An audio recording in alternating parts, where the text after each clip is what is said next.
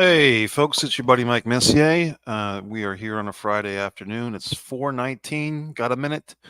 And I had some requested rants from one of my good subscribers here, Michael A.J. Norris. Good guy. Always has some interesting topics for me to discuss. And so I've built up a few of them for you. So we'll go through them. We're talking Miesha Tate, perhaps going to have a third fight, maybe at UFC 300, the pay-per-view, and that would be possibly against a returning Ronda Rousey. We'll discuss that. What else have we got on target here? We'll throw some other stuff in the mix. Apparently, TNA Wrestling has gone into business with Endeavor, the parent company of the WWE. We'll get into that as well. And a sighting of Nails, I believe his real name is Kevin Kelly, a wrestler from way back when, who's apparently coming back into the scene for autograph signings. Let me know if you can hear me okay, folks. So let me talk about this Miesha Tate Ronda Rousey 3 possibility. I just watched their prior two fights. I've seen the prior two fights before. I did not see their prior two fights in live time. I know that it's the first one was at Strike Force for the Strike Force title before UFC even allowed women, and then of course they had a big rematch a few years later. Both victories for Ronda Rousey with the armbar submission. The first fight was over in the first round, and was it the second fight was over in the third round? Was that correct? And Ronda really did put a vicious arm bar on her opponent, on Miesha, and really did a number on her arm. And Miesha in that first fight especially did not want to tap out. She basically had to tap out to save her arm. It looked like her arm got a lot of damage anyway. And I watched Chael Sonnen. If you're familiar with him, I watched Uncle Chael. His thoughts on this possible third match. He wasn't too into it. I'm kind of into it, though. I'm going to disagree with Chael, and I'll tell you why. I think the storyline of a third fight is pretty interesting. This is kind of a really interesting thing for both women. I mean, they've both, have done different things. They've gone on to have children. They're at different points in their life. Miesha has kept with Ultimate Fighting, with mixed martial arts. Ronda, of course, has gone on to pro wrestling, WWE, and other, movie appearances and so forth. But I think that Miesha is still burning. She still has that burning desire to get her victory over Ronda Rousey, and I think that that makes it an interesting fight, in my opinion. I just think that the storyline is there now. The win loss records, and I just watched Ronda's fight with Amanda Nunes, where she got decimated in basically 47 seconds. The fight had to be stopped. That notwithstanding, this is just a grudge match, and it would be really interesting to me to see which one of these two women still wants that victory. I'm pulling for Miesha. I think with Miesha, this is a thing where she never could beat Ronda. She was always in Ronda's shadow. They did the whole Ultimate Fighter show together. Miesha has always stepped in Ronda's shadow, and I think this would be a great way for her to get that victory. Would kind of not totally even out the score, but would be a nice thing. It reminds me of when Bernard Hopkins in boxing demanded a match with Roy Jones Jr. Roy Jones Jr. had beaten Bernard Hopkins early in their careers, and then they had this rematch, which was 10 or 12 years later. And by the time they had the rematch, Bernard was really at the top of his game, and Roy had fallen down a few notches. I kind of see that like this. I think that if Ronda, for her end, if she really wants to get back into MMA, or if she wants to have a one and done, come back, go out on a high note, go out better than the last time we saw her in MMA, which I think was losing to Nunes. She has no excuse, because she's fighting a woman that she's beaten twice before. Other people have beaten Miesha Tate.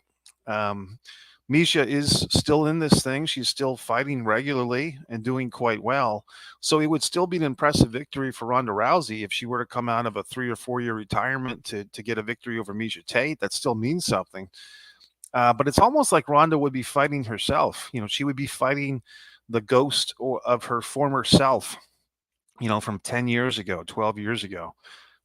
Like I said, I do find this intriguing. Now, where you put this on a card, I think the thing to do with a match like this is to make this like the featured undercard match. Like basically, it could be as high as the number 2 match on UFC 300, which I'm assuming is going to be stacked with big fights. So I don't think you need to put it at like the top spot. I mean, it kind of reminds me, for a wrestling analogy, of when Roddy Piper and Adrian Adonis fought at WrestleMania 3. It was a big match, but it was clearly under the shadows of the Hogan Andre match, the Steamboat Savage match. And Piper and Adonis went on right before intermission. And I think that was something like this. You could do that. Not obviously UFC doesn't really have official intermissions that I know of. They do have little breaks, but they have so many fights on these shows. I think it would be good to have this match, but not necessarily as a main event. I think, third or fourth match from the top as a special attraction. It's definitely going to get its share of views. I think it could be a 3-rounder. I don't think they need to make it a 5-rounder. So there you go. I'm actually pro Tate Rousey 3.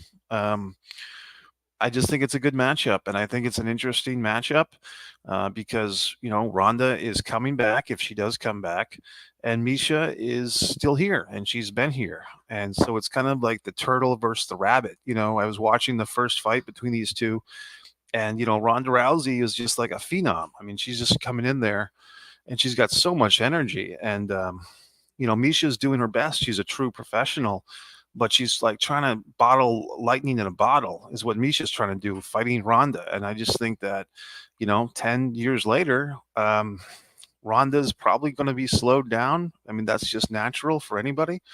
And I think that Misha, in my opinion, she's never had a better chance to finally beat Ronda Rousey as she does now. And once again, I'd say I'm rooting for Misha in this one.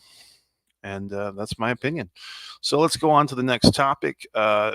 He was asking me about what I thought of this TNA news. TNA Wrestling, we're just going to do some subtopics here. TNA Wrestling is apparently going to be doing streaming. They've going to reboot their streaming services on January 5th, 2024. And they're partnering with Endeavor. And now we all know what Endeavor is. Endeavor is the parent company of WWE and UFC. So Endeavor Streaming, which is a subdivision of that, is now going to be handling and in business with TNA Wrestling. And who is this good for? I mean, I think it's good for basically TNA Wrestling. I think it's going to be a nice upgrade for them. I think for the fans, like to me, that's even tempting. To be honest with you, if the format of the platform of the app is going to be easy to use, there's a lot of TNA wrestling, especially the early years. I've got a Blu-ray disc set of TNA Year One. It's just the 2002 weekly shows, but those early years, 2003, 2004. Raven stuff in early Impact Wrestling or early TNA Wrestling, I would like to see some of that stuff. And I do think there's something to be said, guys, for, what's up, Scorpions fan? I do think there's something to be said for good apps. And I have said this in the past, that I think that with all the stuff that we've seen with the WWE, the former WWE network, which is now part of Peacock, I do feel that if nothing else, the streaming itself, like the bandwidth or the speed, whatever you want to call it, I think it has improved with the Peacock. I think that if you remember 2016, 2017, going back to 2014, whenever the WWE network was around, you'd have a lot of glitches and like you'd have to reboot a lot. And I think, at least from my personal experience, Peacock, not so much. I think Peacock has been an upgrade. And I think with that in mind, it would be really interesting if Endeavor Streaming can upgrade TNA Wrestling. And now I think the other question might be, at some point, does the WWE come off of Peacock and get their own streaming service back in the States? Apparently, the WWE network is still available outside the USA, but in the USA, we just have it through Peacock. Could this be something where Endeavor takes over the rights to WWE? And I think what we're all kind of wondering is, at some point, does TNA Wrestling get swallowed up by WWE? I wouldn't be surprised. I don't think WWE ever really saw TNA as a threat. They did have a couple of good years, maybe 2005, 2000, 6 up till 9. Um, but I think the WWE just kind of thinks of TNA as a breeding ground. I mean, they've gotten some of their guys. I think Abyss works backstage now at WWE as a producer, and they've had other guys that came through TNA that went back to them, including Jeff Jarrett, the Road Dogg, and others. Who's that guy? The Jeremy Borash. I guess Jeremy Borash is a top guy now in WWE as far as a behind the scenes guy. So my buddy here is asking Vince McTrump. So he's talking about Vince McMahon, who is a good friend of Donald Trump. Why is he still here?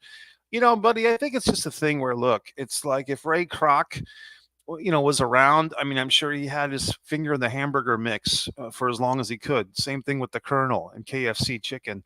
I think when there's a person who's so identified with the product, I mean, I guess a notable exception to this would be Papa John with Papa John's Pizza. But when there's a notable, figurehead for the company, I think it's hard to totally eliminate that individual from the company they created, no matter what they say, no matter what the paperwork is.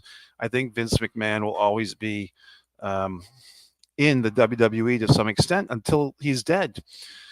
Quite frankly, Hangman Page may be in the Devil Mask. Yeah, you're talking about this storyline here with TNA, with AEW, All Elite Wrestling, and the Devil. He might be, buddy. I mean, I kind of have a feeling that they're still trying to figure that out. Like it kind of feels like it's hitting Black Scorpion levels, if you remember that. Back when they were trying to get Al Perez to wear the Black Scorpion mask at Starrcade and Ric Flair had to do it. It's starting to feel like it was me, Austin. It was me all along. It's just feeling very, I don't know, anticlimactic type of thing. Let's see here, buddy. Tomorrow night, there's an NXT pay-per-view. Well, that's good to hear. That's the first I've heard of it, buddy. I haven't been watching weekly NXT wrestling. You can tell me what the main event is. I can look it up real quick. I do go to the NXT house shows. I have one coming up December 15th, a week from tonight, basically. But I haven't been watching the weekly shows, to be quite honest. That's maybe why you guys don't see as many angry videos from me. I just got to the point with my anger with pro wrestling that I'm not going to allow these idiots to consume me. Their failure to do good creative wrestling, their inconsistencies, their failures are not going to affect my life any further than they already have. Yeah, see, I mean, I thought NXT was meant to be for the up and comers, and Corbin is not an up and comer. He's a guy that's been around. I mean, to me, he's not that interesting. He did make an appearance at one of these NXT house shows a few weeks ago. He was well received, but I think that's just because, like Pavlovian dogs, the fans applaud someone that they've seen on TV a bunch of times. I guess I'm not too into it with Baron Corbin. I've never been a big fan of his. I don't think he's a bad guy or a bad person. I'm not motivated. He doesn't motivate me to watch, quite honestly. So, any more topics? Go ahead, buddy. I do have a bunch of Mike's Instant Movie reviews. You might see slightly more passion out of me over there. I saw the Beyonce Renaissance film last night. Saw The Abyss for the first time. Didn't realize that movie was made in 1989. I've got my review over on One Mike Messier YouTube channel. And what else? I saw The Dream Scenario with Nicolas Cage. That was a fun one. So I did a review on that. And what else you got? So the Kelly, I believe his name is Kevin Kelly, not the commentator guy, but the wrestler who was once known as Nails, had a very short-lived, I think a one-and-done appearance at WCW Slamboree 93, I think, against Sting. And he's kind of known as a folk hero among some of the wrestlers because he actually apparently did beat up Vince McMahon Jr. for real, going back to, I guess, late 1992 or early 93, and was promptly fired. And I guess he spoke up against Vince McMahon at the steroid trial. And what do I think? I think he's one of these guys, and I believe, if I'm not mistaken, there was the Kaniski boys. There was Kevin and Kelly Kaniski. I want to look up Nails real quick because there was a couple of guys I always got them mixed up. Kevin Patrick Calls, Mr. Magnificent Kevin Kelly. Yeah, if you look up Kevin Kelly from the AWA going back to like 88, this guy was ripped. I mean, he's 65 years old now. But back when he was 35, as Mr. Magnificent Kevin Kelly, the guy was jacked. He kind of had a Lex Luger-esque vibe. I mean, that's what I think the real Kevin Kelly. He was a tough looking dude. You know, I'm not going to take that away from him. He wrestled as the Convict. That was his WCW name. The Prisoner, Nails, Nails with an S, Nails with a Z, Thor, 6'5", 302 pounds. He took Medusa Michelli was his manager for a while. Okay, he teamed with Nick Kiniski. So Nick Kiniski was the son of Gene Kiniski, the former NWA World Champion. So Kevin Kelly was a bit of a badass, at least the look, but his career never really took off. Blair Davenport and Tiffany are great, but hate Thea. She will be a goof, but has potential, but lacks it now. Yeah, I believe you, buddy. And these are some of the ladies that have been at NXT house shows. So I know I've seen them. You can look over on the shorts and you can see all my little footage, my photos and my videos. I mean, these are definitely attractive women. I mean, they're great wrestlers too. You know, and they're being well trained and well groomed. I mean, I think the thing that's so interesting about, I don't know if it's interesting, but it's kind of sad with WWE and NXT is they bring in these athletes, but they all kind of get molded, you know. Yeah, Blair Davenport, she is actually very good. I have seen her live a few times now. Kalani Jordan, I've seen a bunch of times. Lash Legend. I was wondering, you know, Lash Legend really has a similar vibe in a lot of ways to Jade Cargill. I mean, I'm just wondering why don't they push Lash Legend a bit more? Fallon Henley. I think she's like the cheerleader, like the cowboy cheerleader type of that group. You know, it's interesting, buddy. I guess I have an interesting perspective on on NXT wrestling because I do go to the house shows and I do enjoy them. But yet, a lot of times, you guys, especially you, buddy, know more than I do about it because I just don't follow the weekly show.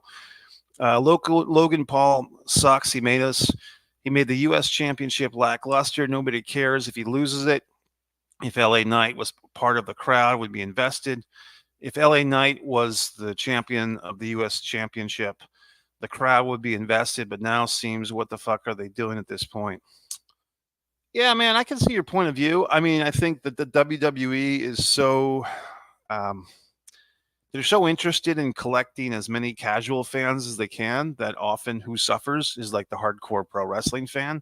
And brother, you know, it's taken me years to kind of just get to a healthy point with all this stuff, you know, and to not obsess about it and not to feel like I can control it because obviously they're not listening to me or to you or to any other intelligent wrestling fan. That's not the WWE's concern. They're bending the knee to the Saudi Arabian government. They're bending the knee to social media, whatever they think can get them more eyeballs on YouTube or whatever. That's their justification, and they use those numbers to get themselves the big deals with whether it's USA Network or Peacock streaming or the sale to Endeavor. I mean, that's what they care about. So do they care about the AJ Norrises and the Mike Messiers of the world, people that actually are educated about pro wrestling? They don't care about us. So in turn, I don't care about them as much. Bobby Lashley and Street Profits as heel isn't working. They're getting cheered. Yeah, and I think that's the thing. Good point, buddy. You know, I think, first off, I mean, and I don't think I'd be alone in saying this, but the original Street Profits with Shelton Benjamin and our guy there, MVP, and Cedric. God, I remember the name. Cedric Alexander and Bobby Lashley. There was nothing wrong. There was nothing wrong with the original Street Profits, yet they broke them up. And that was very disappointing to fans and almost another slap in the face of Bobby Lashley and a slap in the face of all the people that were kind of emotionally invested in that group. And I think the original, you know, Street Profits were around during the pandemic time. So we were all kind of hungry for things that were interesting. I mean, this goes back to that Raw Underground era, if you remember that silliness. So for me, when they try to just when you take out Cedric and Shelton for no good reason, and then you're just kind of shoehorn these other guys in there, and you tell me, I don't think MVP has been around for this, at least as far as I've seen. It kind of feels like, why bother now? Like, why didn't you just stick with what you had? I mean, why try to force feed us this facsimile, group hurt business when the original was fine? And if you remember that comedian, that female comedian who was a writer for the WWE, very briefly, and she did this interview where she kind of said that she had no wrestling experience and so forth, and she promptly got fired. And she was kind of talking about the hurt business as well. And it's just funny to me, the fans of WWE, especially all wrestling fans, but especially WWE fans, are very forgiving, very positive in a lot of ways, very optimistic. I mean, I think people, other wrestling fans, well, you guys show negative. I mean, I think that's just calling it as you see it. I have no problem with a wrestling fan being negative if the product is negative. If you're just pointing out the inconsistencies of the product, I have no problem with that. It's good. WWE pay-per-view are going overseas. Triple H is smart, and so endeavors. If Vince was in charge, I don't think it would happen. Yeah, and there were some other things I heard on Meltzer and Alvarez were talking. Uh, Dave Meltzer, Brian Alvarez of the Wrestling Observer were discussing. Apparently, they're going to start doing some things. Endeavor, they're going to promote UFC and WWE pay-per-views back-to-back nights. They're going to try and get these major cities, like a Tampa, Florida, Las Vegas, New York City, Chicago.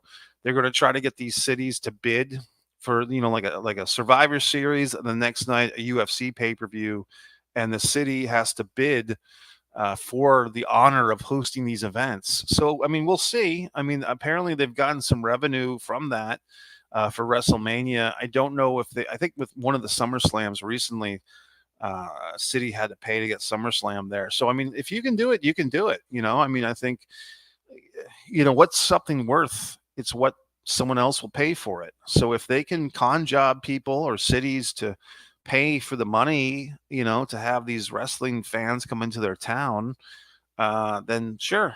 I guess for me, buddy, I'm really just kind of glad in my wrestling fan career anyway, that I kind of lived through some of this stuff. I've already seen the best wrestling. I was there for the Crockett Cup. I was there for Ring of Honor's first couple of shows in Philadelphia. I was there for Barely Legal ECW.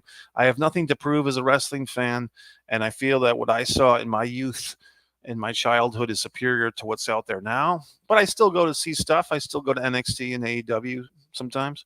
AEW signed Flair for multi-year deal. Why Sting gone? Why Rick Stane? He can't get in the ring.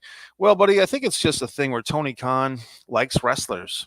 Tony Khan likes having wrestlers around. He finds them entertaining. He's like a child who has the money to buy all the action figures, except the action figures have heartbeats and pulses, at least for the time being. So, I mean, Tony Khan is the Richie Rich, and the toys include human beings. Like Chris Jericho was a great collection item, for him, a great action figure. And now Ric Flair is. And why is he there? Well, it's because, he's selling his energy drink, and he's going to make occasional appearances. And Tony feels that there's value in that. And so that's why, and I know a lot of fans are upset or distraught. And I'm not watching on a weekly basis, so I have nothing to be distressed or distraught about. I mean, as you can see, buddy, I'm just so calm and peaceful now because I don't allow the wrestling to affect my stability. I mean, I've been through that. I've raged against the machine. The machine still stands. And where does my rage go? It does nothing for me. Okay. So I just have to kind of say, hey, I tried my best to fix the business. The business doesn't want to be fixed. And I just have to move on to other things. And I can only do so much. Okay, buddy. Well, I think I'm going to wrap things up. I've gotten Die Hard, the original Die Hard movie, will be on the big screen tonight. I think I'm going to attend a screening of that. I've got many important things to do with my time. So I will resume my activities, but I wanted to come on here, address all these concerns. Kevin Kelly, yes. All the things we discussed. If you missed the opening, I did go into the Misha Tate, Ronda Rousey third fight. I did say I would like to see it, and I would like to see Misha win. And I think, but it's hard because it's hard for me to say that Misha will definitely beat Ronda because that's why I kind of want to see the fight. I want to see what happens. Well, okay, so you've kind of sold me on this. I have not seen it yet, buddy. I was planning to see it a few days ago. I guess I'll have to see it now because you're really pressing it hard for me to go see this. Mikey, Godzilla -1. See, here's the thing: the subtitles thing. It's spoken in Japanese. Do I really want to read for 2 hours? I don't know, buddy. But you're telling me how great it was. You were entertained like an old-fashioned Godzilla movie. This one had a great storyline. I guess I trust you. I mean, I do trust you, buddy. It's just to me, to be honest, and I'm always honest with you, I never really liked Godzilla movies. You know what I mean? Like I like the concept of Godzilla. I like Godzilla in theory, but not in practice. Like it's just I don't know. I mean, I remember that video game Rampage where you could pick like a pseudo King Kong and a pseudo lizard that was sort of like Godzilla, and there was another thing. There was a King Kong, a Godzilla, and like a wolf, right? That was fun. But I mean, Godzilla movies. The only one I really liked. I mean, I've seen a few the ones in the last 15 or 20 years. I've seen them. Yeah, they're kind of fun. But I did like when Godzilla and King Kong, like their 1950s movie. That was my favorite. Okay, well, buddy, you're selling me pretty hard. I do have the movie pass. It's not movie pass, but I have three things. I have the Regal subscription, I have the Cinemark subscription, and get this, I also have the AMC subscription where I'm going to see Die Hard tonight. I did see The Abyss for the first time. I don't know if you've seen that one, buddy, AJ, but I mean, I think you would like Abyss. I just saw that 2 or 3 nights ago.